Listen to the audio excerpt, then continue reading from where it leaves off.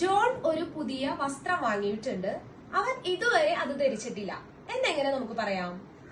John ഒരു പുതിയ വസ്ത്രം വാങ്ങിയിട്ടുണ്ട്. John has bought. ബോട്ട് എന്ന് പറഞ്ഞ വാങ്ങി.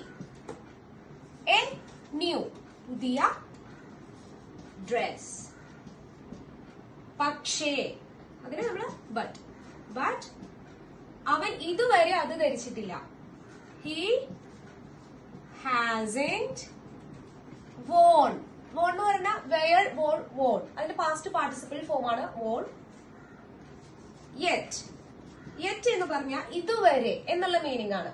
ഇപ്പൊ I am not tired yet. ഞാൻ ഇതുവരെ ക്ഷീണിച്ചിട്ടില്ല. അതെങ്ങനെ? ഞാൻ ഇതുവരെ ക്ഷീണിച്ചിട്ടില്ല. I am not tired yet. ഇതുവരെ. Thank you.